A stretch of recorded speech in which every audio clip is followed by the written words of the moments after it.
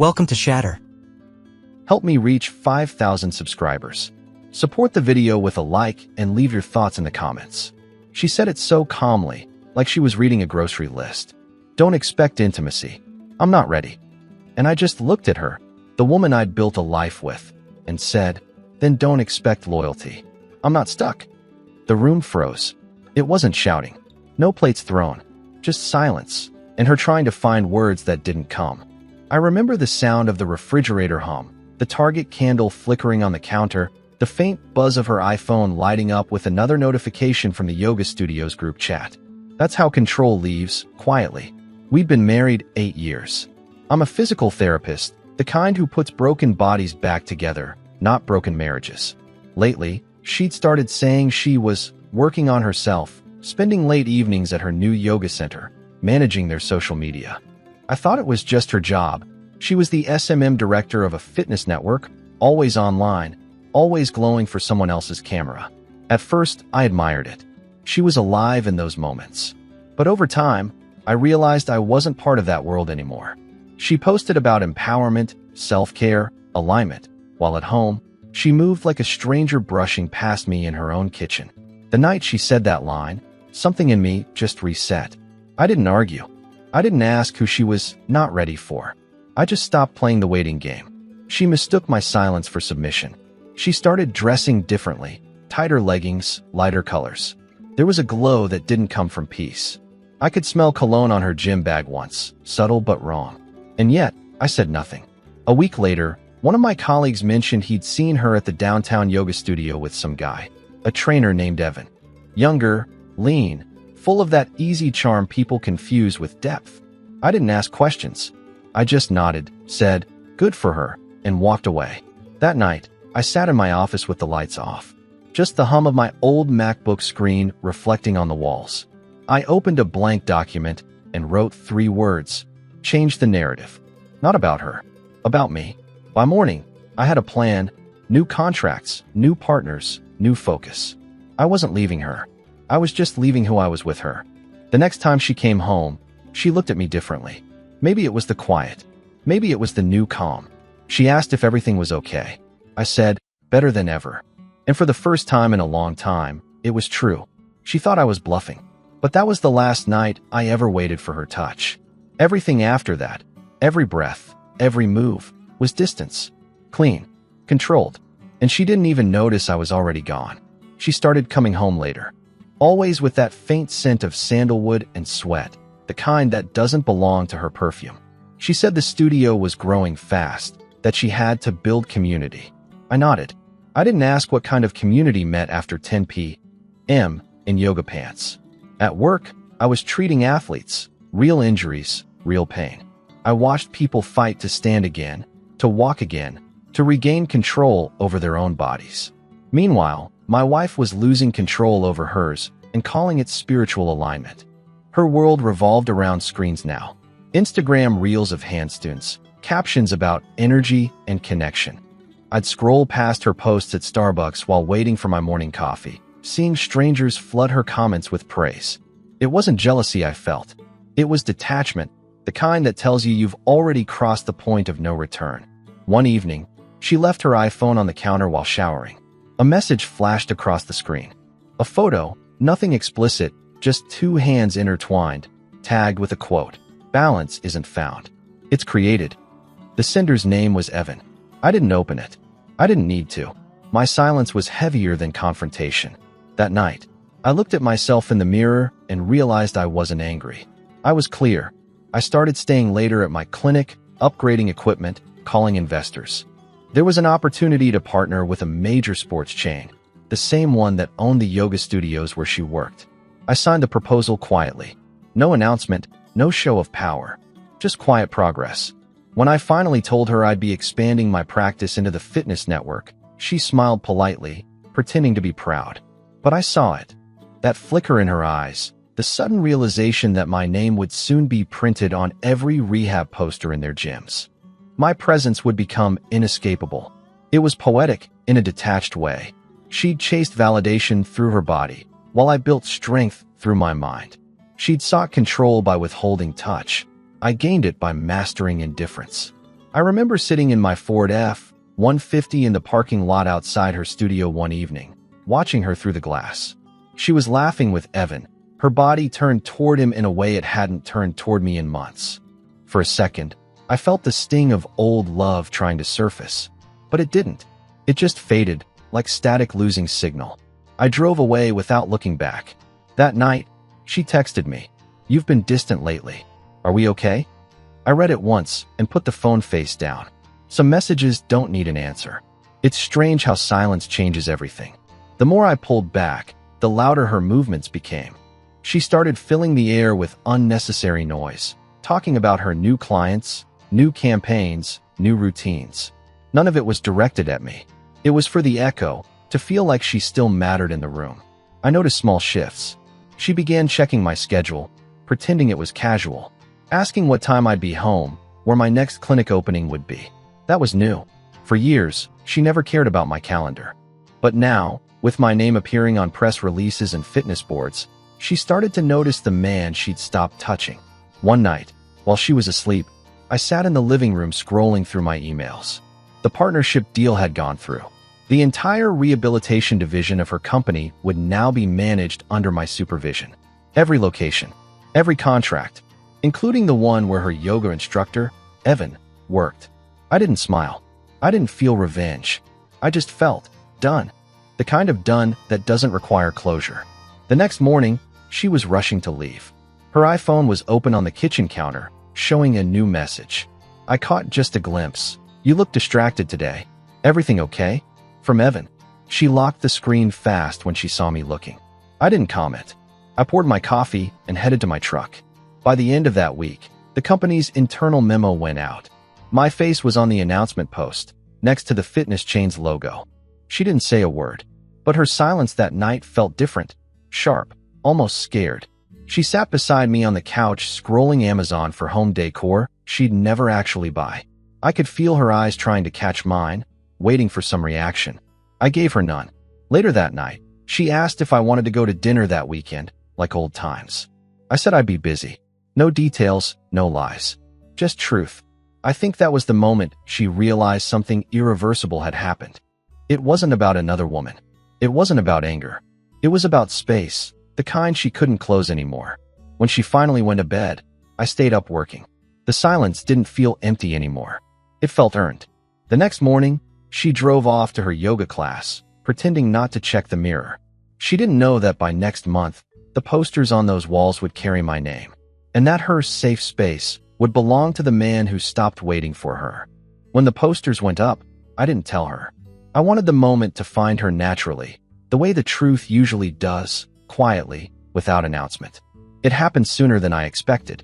She texted me in the middle of a session, "Saw your face in the lobby. Didn't know you were consulting for our network." I read it once, put the phone down, and finished with my patient. There was nothing left to say that wouldn't sound like victory, and I didn't need one. That evening, she came home earlier than usual. No yoga mat, no gym bag. She looked like she'd just come back from a funeral she didn't understand. She tried to act casual, asking about dinner, about my day. I answered in single sentences, no edge, no warmth, just balance. For the first time in years, I could feel her searching for my attention, and I didn't give it. While she cooked, I sat by the window, reviewing expansion contracts on my MacBook. She talked about the upcoming wellness retreat her company was sponsoring, but her tone was off. Too careful. When she mentioned that Evan might lead the sessions, she paused, waiting for my reaction. I didn't give her one. The silence between us was becoming something she couldn't manage anymore. A few days later, I visited one of the studios for an official inspection.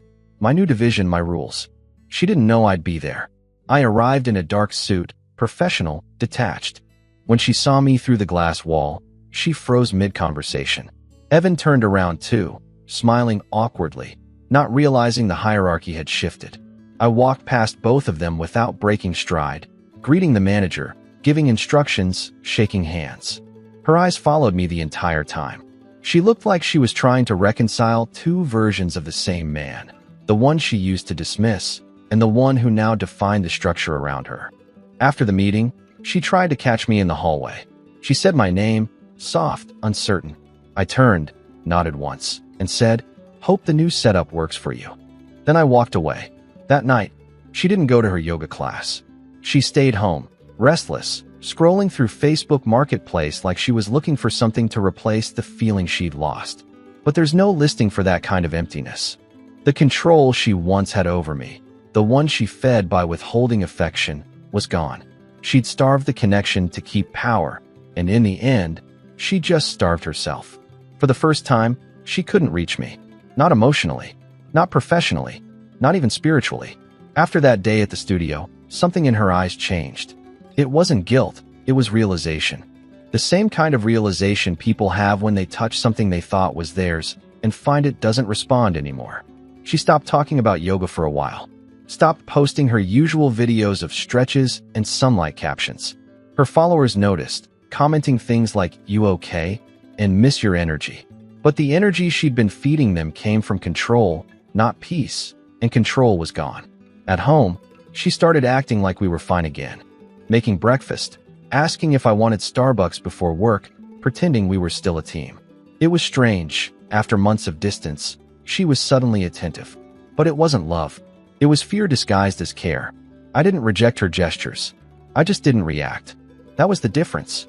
When she placed a mug of coffee next to me one morning, waiting for a thank you, I simply nodded and went back to reading an email. She was looking for validation, that spark that told her she still had influence. But there was none left to give. Around that time, I received an invitation to speak at a health and wellness conference, the same one her company sponsored every year. She'd be there, of course, running PR, managing the event's social coverage. I didn't decline. I didn't even tell her I'd accepted. When the conference day came, she saw me the moment I walked onto the stage. Her posture stiffened, her expression a perfect mix of pride and panic. I talked about rehabilitation, discipline, and recovery, not of muscles, but of identity. My words weren't meant for her, but they reached her anyway. Afterward, as people gathered to talk, she approached me cautiously, like stepping into a memory. She said I'd done well. I thanked her politely, without warmth. The air between us felt like glass, transparent, fragile, impossible to touch. Later that night, she posted a photo from the event, captioned, "Growth is beautiful." No tag, no mention, just that. I saw it while sitting in my car outside the venue, the engine humming quietly. There was a message hidden in her silence, a confession without words. She'd built a life on visibility, and now she was invisible to the one man who once saw everything. I scrolled past the post and closed my phone. She was beginning to understand what it means when a man stops waiting. After the conference, the distance between us turned into something physical. Even when she was sitting right across the table, it felt like miles. She stopped trying to control the silence. Now she feared it. Every time I looked at her, she shifted her gaze, as if my calm had become unbearable.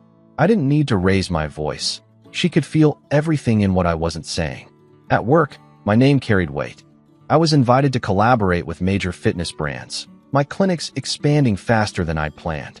Success has a strange kind of quiet. Not loud, not boastful, just steady. People notice when you stop chasing things and start attracting them. She noticed too. She started showing up at my events again, pretending it was part of her job. Always perfectly dressed, always smiling for everyone else. But whenever our eyes met, the mask cracked for a second. That quick flicker of regret. It wasn't love, it was the recognition of loss. Not of me, but of power. One evening, after a long day, I came home to find her sitting on the couch, scrolling through old photos on her iPhone. I caught a glimpse of our wedding picture before she turned the screen off. She asked if I was hungry. I said I'd already eaten. She nodded, forcing a smile, and said she'd just have something small from Walmart's frozen aisle. That's what our life had become. Convenience, substitutes, things meant to fill instead of satisfy. The next day, I was scheduled for a meeting at the corporate headquarters of her fitness network. She didn't know. When I walked into the building, I passed her office. She was in a meeting with her team, talking about a new wellness campaign. She didn't notice me at first, but when she did, her voice faltered mid-sentence. The room went quiet. I gave a small nod to the group, introduced myself as the new consultant for physical therapy integration, and continued to the boardroom. I didn't look back, but I could feel her heartbeat from across the glass wall. Later that night, she came home looking exhausted, saying nothing. We ate in silence. She tried to reach across the table, touching my hand lightly. For a moment, I didn't move. Then I stood up, collected my plate, and said I needed to prepare for the morning. Her eyes followed me, the same way mine once followed her. But the balance had shifted. And this time, it wasn't coming back. Weeks passed, and I started noticing how differently people treated her. The shine she once had, the effortless authority, the charm, it was fading. Her colleagues respected her title, but the tone had shifted. She wasn't the center anymore. She was just part of the system. And that system, ironically, now had my name stamped across it. I didn't build it to humiliate her. I built it to rebuild myself. But there's something about progress. It naturally exposes the truth. People start to see who was real and who was pretending. At home, she began avoiding her phone. The notifications that once filled her evenings were gone. Evan, the yoga instructor, had quietly left the network. I didn't know the details. I didn't ask. But one of my contacts mentioned he'd been let go for unprofessional conduct. I kept my face blank when I heard it. The world has its own way of closing circles. She came home that night distant, like a person walking through fog. Her energy had changed, not angry, not defensive, just hollow. She said she wanted to take a break from work, maybe reconnect with herself. I said that sounded healthy. It was the first time in months my words didn't hide a second meaning. She started spending more time at home, cooking again, cleaning, trying to rebuild something invisible. Sometimes I'd find her sitting in the living room, the TV on, but her eyes elsewhere. I think she finally saw what it means to lose someone without them leaving. One morning, she asked if I wanted to join her for coffee at Starbucks before my clinic. I said sure. The gesture was simple, but I could feel the weight behind it. Sitting across from her, I noticed how her hands fidgeted with the cup, how her smile never reached her eyes. She tried to bring up old memories, trips, moments we'd once laughed through. But every word felt like a rehearsal. The timing was off. When we left, she touched my arm lightly and said she was proud of how far I'd come. I thanked her sincerely, but as she stepped back into her car, I realized something she probably hadn't yet. Pride wasn't the same as connection. She was trying to reach the version of me that used to need her approval. But that man was gone, and the silence between us wasn't tension anymore. It was closure wearing calm. The more peaceful I became, the more restless she grew. I could sense it in the way she lingered around me. Not for conversation, but for proximity. She wanted to feel something that used to exist between us, but it wasn't there anymore. My silence wasn't cold, it was final. There's a difference between shutting someone out and no longer needing to. She started asking questions she once avoided. Whether I was seeing anyone, whether I missed how things used to be. I answered honestly, I don't miss waiting. She didn't respond, just turned her face away, trying to hold her composure.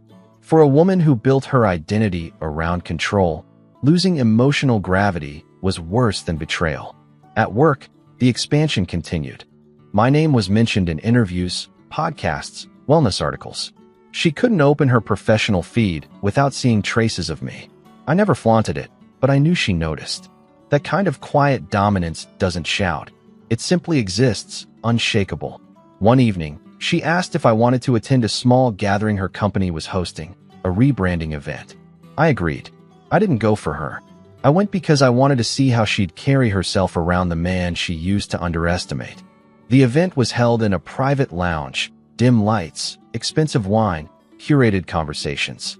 She moved through the crowd gracefully, like she always did, but I saw the cracks. The confidence was rehearsed, the laughter delayed. When we were introduced together, the air shifted. People recognized me now, not as her husband, but as the new director behind their most profitable division. That subtle reversal said everything words never could. After the speeches, she found me by the bar. She said I'd changed, that I seemed different. I told her I wasn't different, just done pretending. She looked at me for a long time, like trying to memorize a face she no longer owned. For the first time, she didn't have anything clever to say. That night, when we got home, she sat on the edge of the bed, quiet, small. I could feel the apology she wanted to give, but didn't know how. I didn't need to hear it. Sometimes the most powerful thing a man can do isn't walking away. It's staying, but unreachable. She once withheld touch to control me. Now, even standing inches away, she couldn't reach me at all. The shift was complete before either of us admitted it. She had once been the one who dictated the rhythm. When we spoke, when we touched, when we felt close. Now, everything moved at my pace. The same silence she'd used to punish had become her own undoing. It was almost poetic, how balance returns without effort when you stop chasing fairness. I noticed how she tried to rebuild herself in small ways. Morning jogs, new clothes from Lululemon, posts about self-love and forgiveness. But her eyes told the real story. She wasn't healing, she was searching. Every attempt at peace looked like performance. She'd lost the audience she'd built her confidence on, and she knew it. At the office, people spoke to me with respect now. When she walked in, they looked at her differently, not because of gossip, but because of contrast. The same network that once elevated her now carried my name on its foundation. It wasn't revenge. It was realignment. One afternoon, I was reviewing data in the break lounge when she walked in, pretending it was a coincidence. She looked tired, softer somehow. She said she wanted to talk, not as colleagues, but as us. I nodded, letting her speak. She talked about how things had spiraled, how she hadn't meant to lose me, how she thought she was finding balance, but ended up losing everything stable in her life. I listened quietly, arms crossed, not defensive, just present. When she was done, I told her I'd stopped being angry a long time ago. I said peace wasn't about forgiving her. It was about forgetting the version of myself that needed her approval. She blinked fast, trying not to cry. Then she said something I didn't expect, that she missed the man who used to wait for her. I replied that he didn't die. He just stopped showing up where he wasn't respected. She didn't say another word. She just stood there, frozen in the weight of it. That night, she didn't sleep in our bed. I heard her footsteps pacing in the kitchen until sunrise. By morning, the house felt like a museum. Quiet, still, filled with ghosts that no longer mattered. It wasn't that I stopped loving her. It's that love without respect stops meaning anything. And by the time she realized that, she wasn't looking at her husband anymore. She was looking at a man she couldn't reach, even if she tried. I remember the morning it all settled. Not with a fight, not with a confession, just a quiet understanding that we had crossed the final line. She was sitting on the patio, wrapped in a blanket, watching the sun come up. I poured coffee for both of us and placed her cup on the table. She didn't look up. Her eyes were somewhere else, on the pieces of a life that used to feel certain. For the first time in years, I didn't feel tension between us. Just calm acceptance. The kind that comes after a storm, when you realize nothing needs fixing because it's already over. She finally said, almost in a whisper, that she'd made everything harder than it needed to be. That she thought withholding affection would make her feel powerful, but it only left her empty. I didn't answer. I just watched the light move across her face, tired, fragile, human. A few days later, she packed a few things and went to stay with her sister. No drama, no tears. She said she needed space to figure herself out. I told her I understood. She hesitated before leaving, standing by the door as if waiting for a reason to stay. I didn't give her one.